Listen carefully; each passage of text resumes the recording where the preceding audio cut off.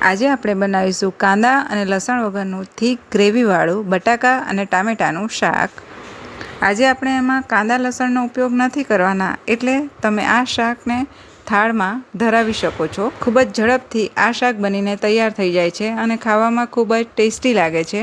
તો ચાલો રેસીપી શરૂ કરીએ। સૌપ્રથમ આપણે શાકમાં ઉમેરવાનો એક મસાલો તૈયાર કરી લઈએ। તો એના માટે અડધી ચમચી જેટલી વરિયાળી, 1 ચમચી જેટલો સૂકો ધાણો અને 5 ચમચી જેટલું જીરું ઉમેરીશું। હવે ધાણા, જીરું અને વરિયાળીને ધીમા તાપે હલકો કલર ચેન્જ થાય ત્યાં સુધી શેકી લેવાનું છે।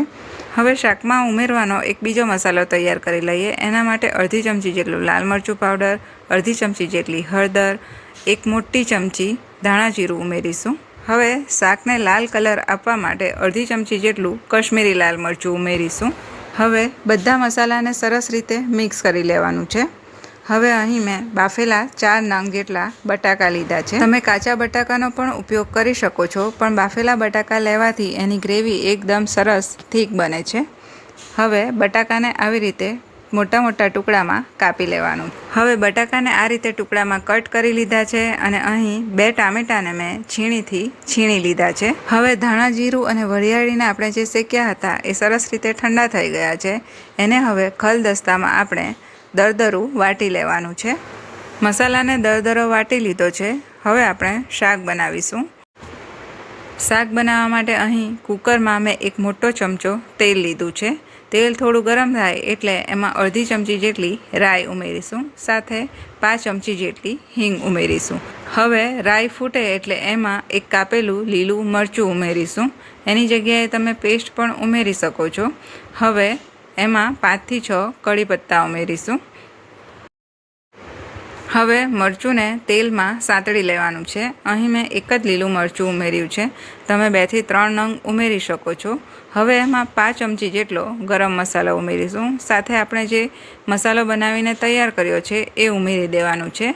એની તમે પેસ્ટ બનાવીને પણ ઉમેરી શકો છો। હવે એમાં અડધી વાડકી જેટલું પાણી ઉમેરી દઈશું। જો મસાલા બળે એવું લાગે તો ગેસની ફ્લેમને સ્લો કરી દેવી અથવા થોડીવાર માટે બંધ કરી દેવી। હવે પેસ્ટને સરસ રીતે સાંતળી લેવું। પેસ્ટ હવે સરસ રીતે સંતળાઈ ગઈ છે એટલે એમાં આપણે કાપેલા બટાકા ઉમેરી દઈશું। હવે બટાકાને મસાલામાં સરસ રીતે મિક્સ કરી લેવાનું છે। આ શાક તમે કઢાઈમાં પણ બનાવીને તૈયાર કરી શકો છો। અહીં મેં કુકરમાં બનાવીને તૈયાર કર્યું છે।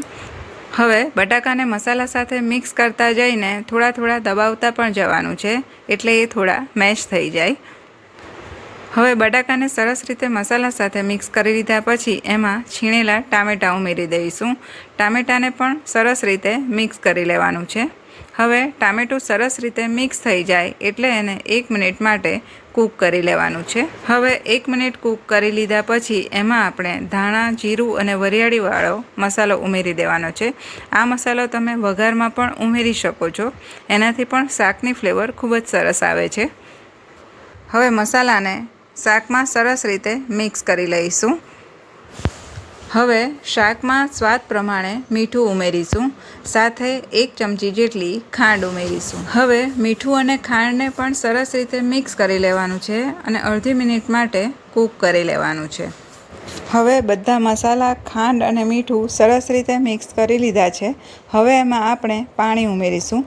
અહીં 1 થી 1.5 ગ્લાસ જેટલું પાણી ઉમેરીશું।